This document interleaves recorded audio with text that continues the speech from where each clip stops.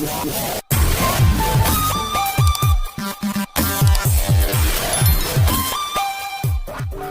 akan mempertanyakan begini sih ya. Alasan umat muslim itu mempercayai Muhammad ini sebagai nabi penyempurna. Nah, ini yang selama ini tidak pernah terjawab sama sekali dari teman-teman muslim. Ya. Jadi saya minta mungkin dari Pak Zulkiflinya bisa memberikan bukti ya bahwa Muhammad ini benar-benar adalah nabi penyempurna. Yang disempurnai dari segi apanya gitu. Kami umat muslim ini sangat bingung. Kok bisa ya nabi ini diklaim sebagai nabi penyempurna, yang disempurnai apa gitu. Biar teman-teman di semuanya bisa lihat. Silakan Pak Zuma. Oke, silakan, timer sudah berjalan. Mas Zuma. Oke. Jadi pertanyaan yang sangat bagus. Apa yang disempurnakan oleh Al-Quran? Jadi ketika kita berbicara mengenai Al-Quran, berarti ini terkait dengan kitab-kitab sebelumnya. Di mana kitab sebelumnya, di mana para nabi itu tentu diutus membawa syariat, hukum-hukum Tuhan.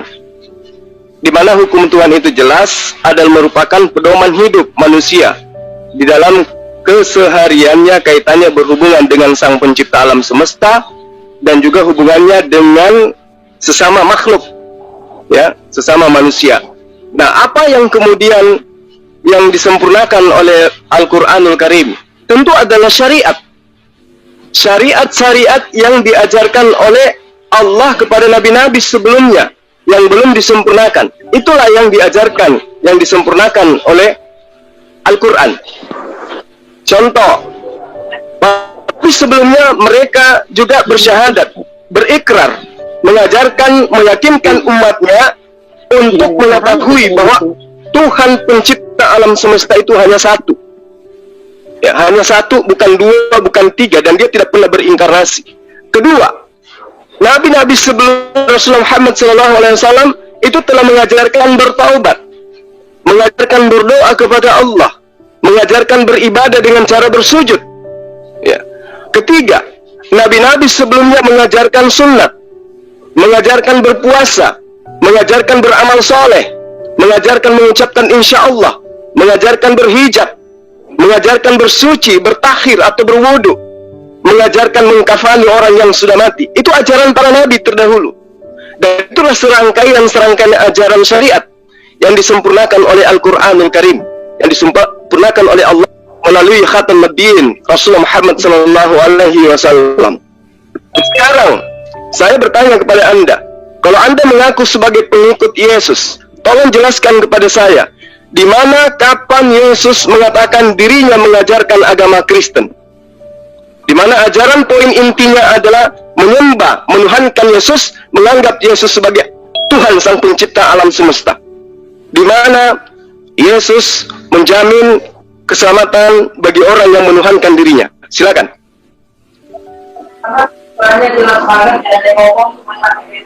Ya, oke. Sekarang saya jawab.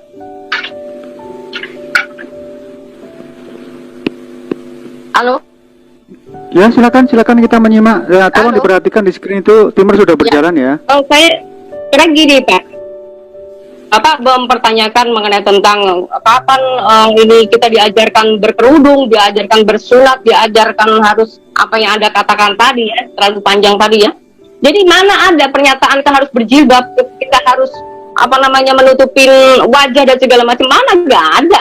Kata siapa? Ya, yang Anda katakan sebagai apa tadi? Kristen. Yesus itu adalah Yesus Kristus Sang Mesias. Kita ini adalah umat pengikut Yesus. Ya, artinya kita muridnya Yesus. Yesus tidak mengajarkan kamu wajib sunat, nggak ada. Ya. Jadi di sini artinya Anda tidak pernah bisa menjadi pengikut Yesus. Karena apa? Anda adalah orang yang menentang tentang ajaran itu sendiri, sunat. Yang ada sunat hati, begitu bro. Ya, Yesus mengatakan jelas, memang tidak pernah mengajarkan Kristen, karena Yesus tidak pernah mengajarkan Kristen. Jadi saya tidak bertanya tentang Kristen, yang saya tanya tentang Yesus. Kapan dia mengajarkan tentang Kristen? Itu itu poinnya. Kaitannya dengan umat itu sangat jelas. Jangan kamu menyangka aku datang meniadakan hukum Taurat. Aku tidak menyediakannya meskipun yang paling terkecil. Barang apa yang meniadakan mengajarkan kepada orang lain, maka dia akan menempati tempat yang terendah di dalam api neraka, di dalam kerajaan Allah. Itu ajaran Yesus kepada Bani Israel, bukan kepada Kristen. Kalau Kristen kan itu bukan umatnya Yesus. Nah, sekarang Anda buktikan. Pernah tidak Yesus mengajarkan Kristen? Silakan Anda tunjukkan bukti. Itu apa? Kristen itu apa? Kristen itu apa dulu? Kamu harus tahu. Definisi Kristen itu apa dulu? Coba saya akan jawab dulu kamu ini. Setelah jawab baru saya akan berikan penjelasan. Saya tahu definisi Kristen itu. Apa itu? Adalah pengikut Apa? Yesus. Ya kan? Yes. Kalau pengikut Kristus, tadi sudah saya bilang, Yesus tidak pernah menyadari kita wajib sunat lahiriah.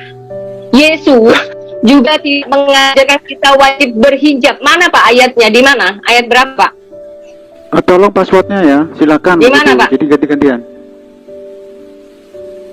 Ucapkan Di mana Pak ayatnya? Coba berikan dalil. Silakan dijawab.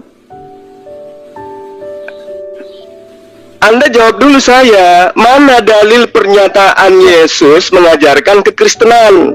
Kalau dalilnya Yesus mengaku untuk Bani Israel bertaburan di dalam kitabmu. Sekarang ayatnya Yesus diutus untuk Kristen mana? Tunjukkan pada saya. Makanya saya bilang katanya pengikut Kristus, pengikut Yesus. Kalau Kristus itu artinya, ya kan, pengikut Kristus harus mengikuti Yesus. Yesus tidak pernah mengajarkan, menyuruh kita wajib sunat lahir, Pak. Dari tadi paham maksud saya. Yesus juga tidak menyuruh kita wajib berkerudung, Pak. Mana ayatnya? Saya bilang kan begitu, ya kan? Kalau udah tahu definisi Kristus adalah pengikut Kristus, kita harus ngikutin ajarannya dia. Terutama salah satu di Matius 28, ya ayat 19 mengatakan, kita wajib menjadikan semua bangsa itu adalah muridnya Yesus dan bukan muridnya Muhammad. Saudara, bagaimana saudara ini? Anda belum menjawab. Itu ayat sisipan. Loh, udah saya jawab. Anda belum menjawab dalil di mana Yesus mengajarkan kekristenan menyembah dirinya. Silakan. Handle dulu biar diskusinya nggak saling tumpang tindih. Silakan ya. Kalau sudah selesai berbicara, ucapkan. Silakan dijawab. Jadi timnya itu nggak bergonta-ganti. Ini moderatornya bingung ini kalau semua saling menjawab. Ini gimana ngaturnya? Sedangkan ini waktu tim bercatur. Ini Kupius. Silakan. Pak moderator. Saya kan sudah memberikan penjelasan ya mengenai tentang definisi Kristus ini apa kan gitu. Saya tanya Pak Zuma bilang itu adalah pengikut Kristus. Di situ saya sudah memberikan penjelasan pengikut Kristus yang harus ngikutin ajarannya Yesus. Yesus tidak pernah